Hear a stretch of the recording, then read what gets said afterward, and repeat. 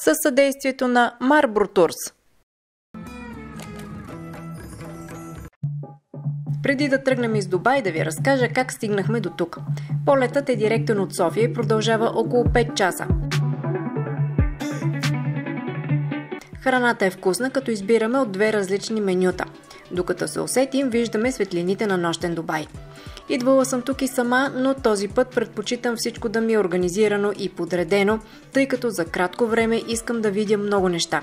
Затова се доверявам на най-добрите за тази дестинация Marlboro Tours. За интернета в Дубай са се погрижили още на паспортна проверка, подаряват ми карта с безплатен интернет за 24 часа, а след това мога да я зареждам. Дубай ни очаква да го преоткрием. Още първите крачки и съм смаяна от красивите сгради, добре организирано движение и чистота. Имайте предвид, че това е държава на малко повече от 50 години. През 1958 тук са се придвижвали само с лодки или камили. Не е имало пътища. От тогава до сега Дубай се е превърнал от пустиня в оазис и едно от най-добрите места за живеене, инвестиции и развиване на бизнес. Ще кажете, да, те си имат нефт. То е помогнал за развитието на града, но всъщност запасите около град Дубай са доста ограничени и доходите от нефт са само 5% от всички приходи. Основата на икономиката на града е туризъм, авиация, недвижимите имоти и финансовите услуги.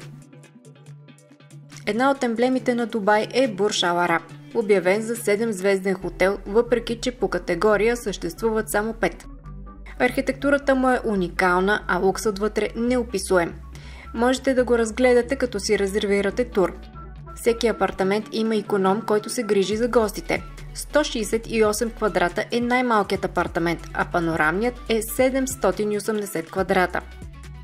За интериора са използвани 40 кг злато. Разполага с златен бар, където можете да пиете и кафе с злато. Ресторантът се намира в изнесената част на 200 метра височина и уникална гледка. 10 години държи рекорда за най-висок хотел. Всъщност всички хотели от първо до 7 място в тази класация се намират в Дубай. В града има различни райони, от лъскави небостъргачи до уютни вили с градини и частни басейни, разположени по крайбрежието. Някои квартали са предназначени само за местни и на чужденци не се продават имоти. Вече се движим по изкуствения остров Палмата.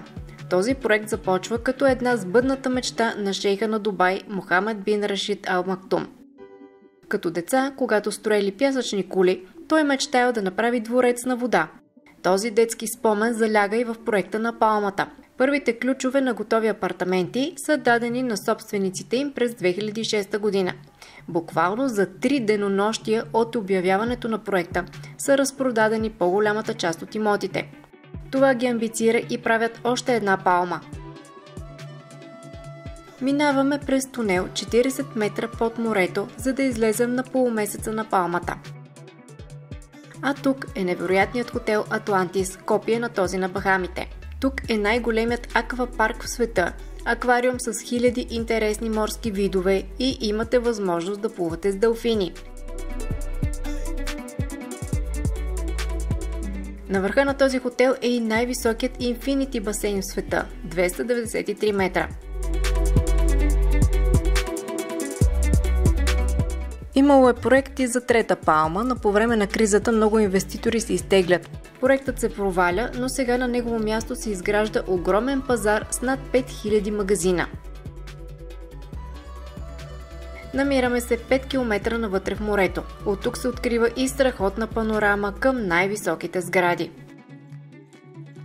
Това е най-голямото виенско колело в света. 1550 души е капацитетът му и прави едно завъртане за 38 минути. Сега не се вижда особено добре, но утре вечер ще вечеряме на яхта и ще минем точно под него. Намираме се на полумесеца на Палмата.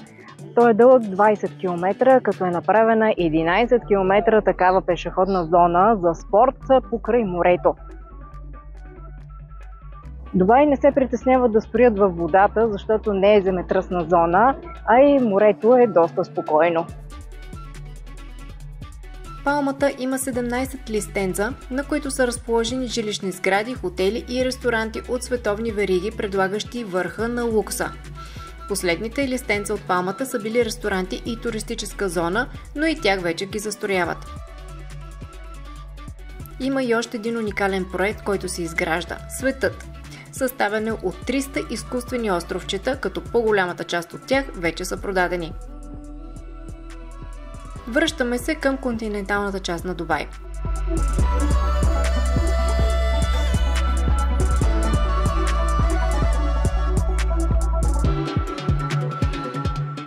Може би тук в този сравнително малък периметър са съсредоточени най-много рекорди. Това е най-големият мол с най-високата кула в света, като само тя покрива няколко световни рекорда на Гинес. Тук са и невероятните пеещи фонтани, чието шоу има 2 през деня, останалите са при вечер и когато се стъмни, и феерията от цветове и шоу-спектакълът е наистина уникален, особено вечер. Бурдж Халифа е най-високата конструкция, строена някога – 828 метра. Цената на офисните площи е достигнала $43 000 на квадратен метър. Сградата е трябвало да се казва Бурдж Дубай, но заради световната криза шейхът на Дубай взима заем от шейха на Абу Даби, с който да довърши кулата. Впоследствие се споразумяват заемът да не се връща, но кулата да носи неговото име – Бурдж Халифа. Цялото видео за кулата гледайте в канала на Професия турист.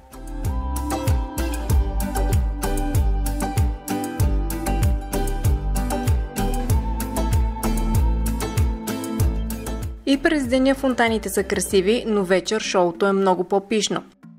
Бурдж Халифа представя фамозно LED шоу, което ще ви покажа в следващо видео.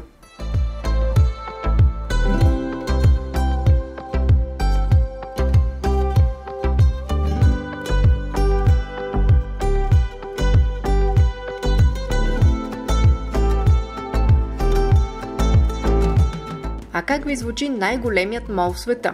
Повярвайте, няма обикаляне. Тук са хиляди магазини на всевъзможни световни марки, заведения и атракции. Има и ледена парзалка с олимпийски размери. Нищо, че навън е над 30 градуса.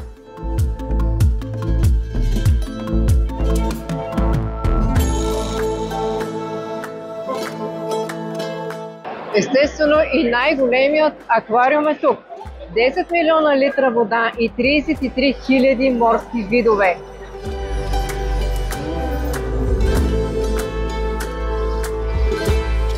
Можете да влезете в 48 метра тунел, да се разходите с лодка със стъклено дъно, дори да се гмуркате с акули. Тук живеят над 300 акули и скатове, включително една от най-големите колекции от пясъчни тигрови акули в света.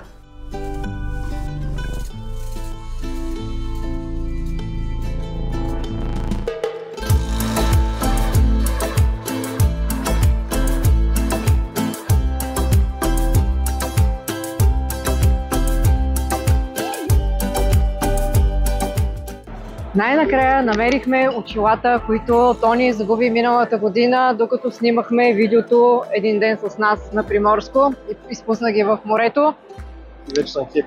Търсихме ги на доста места, дори на различни представителни магазини в чужбина, но нямаше точно този модел. Това са Ray-Ban на Ферари. И сега сме много щастливи. Аз намазах покрай него и аз с едни очила, но за съжаление, понеже ги загуби заради мен, трябваше аз да ги купя. Да.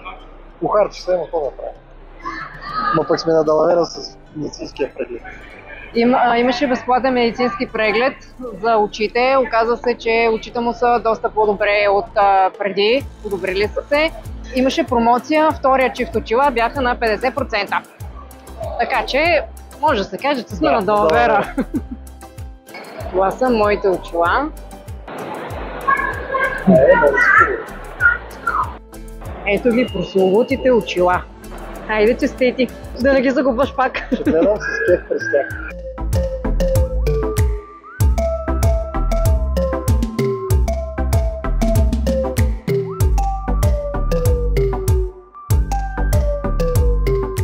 Ще се приберем с метрото. Както всичко в Дубай, и то е необикновено. Напълно автоматизирано, с дължина 110 км, това е най-дългата електронно управлявана метро мрежа в света. Това е още един удобен начин да разгледате града. Има 3 вида вагончета – златни, сребърни и розови, предназначени за жени и деца. Не ги бъркайте, защото ще ви го убят. От тук се вижда рамката. Открита е през 2018 и естествено носи рекорда за най-високата рамка в света – 150 метра. За да се качите на нея, трябва да си купите билети поне няколко дни предварително. Ето така изглежда най-отпред на вагончето, където би трябвало да бъде шофьорът.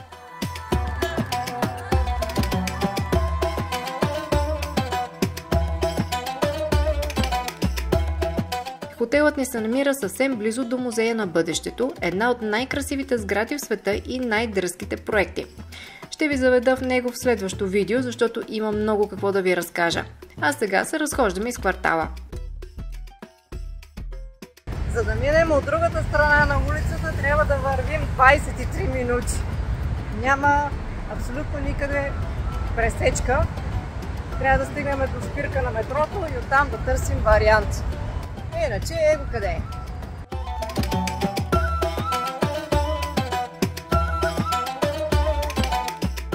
И защо трябваше да дойдем от другата страна? Да въртим километри. Животът в Дубай е доста по-разкрепостен от преди 10-15 години. Спомням си, един от първите пъти, когато дойдох, бях по работа, снимах професия турист и тогава бях с един оператор. Наш приятел Арабин, който живее тук, той ни посрещна тогава и ни заведе на бар. Типичен арабски бар. Имаше в хубавите хотели. Първо, алкохол не се продаваше, можеше да се пие единствено в барове на подобни места и беше ужасно скъп. След това, да си помислите, за момиче беше немислимо. Но в този бар имаше момичета. Но как си го представяте? На една сцена пред нас са наредени... Ще ме сгазят. На една сцена пред нас са наредени около 10 на момичета, които са облечени нормално, без фереджета имам предвид, с пуснати коси, дънки и тениска. Нищо разголено. Единственото, което можете да направите, е да купите едно билетче, което пак струваше доста пари, и сервитьорът да го занесе на някой от момичетата, което вие харесвате, да ви го даде и тя да ви изпрати въздушна целувка. Това представляваше. През това време ви помахва с ръка, ви поздравява и цяла вечер седите и си я наблюдавате и се усмихвате. Това представляваше барът. Естествено, не можеше, беше абсолютно забранено да се снима. Още на вратата ни прибраха камерата, всякакви телефони. Тогава не беше типично да се снима с телефон, но трябваше да се уверят, че няма да се правят абсолютно никакви снимки. Докато сега, навсякъде по улицата, освен че хората ходят вече доста по-модерно и светски, облечени, навсякъде по улицата мога да видя пръснати визитки на красавици с телефоните им. Намери си визитка ли? Ето тези визитки. Масаж център. Това преди години в Дубай беше абсолютно немислимо.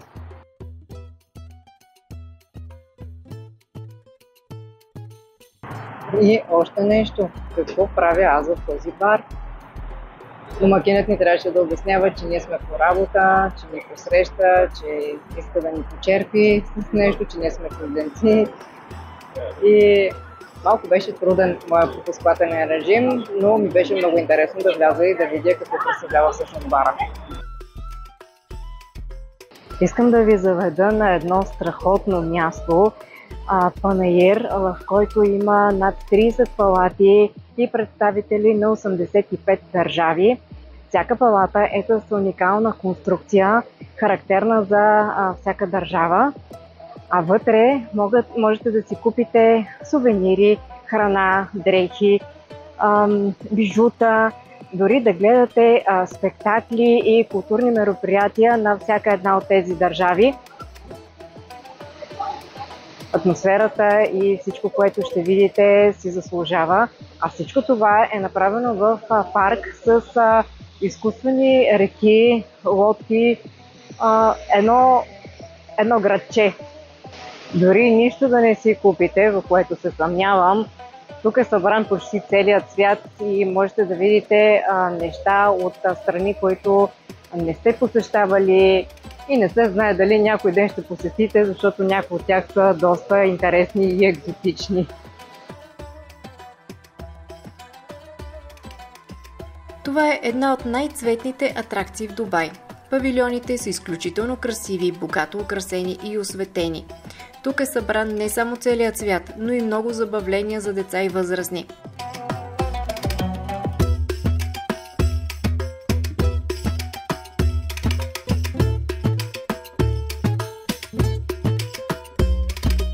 Има увеселителен парк, разходка с лодка по изкуствени канали между павилионите, традиционни атракции, представени от всяка държава.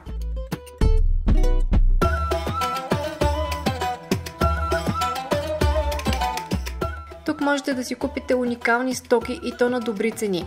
Пазарлъкът важи в пълна сила.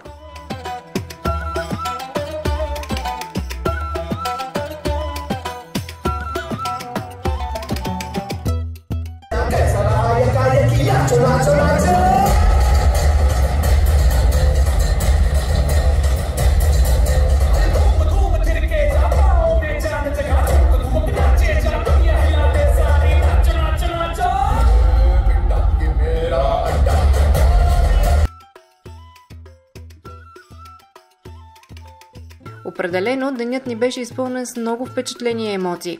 Не забравяйте да се абонирате за канала на Професия Турист и пътувайте с нас!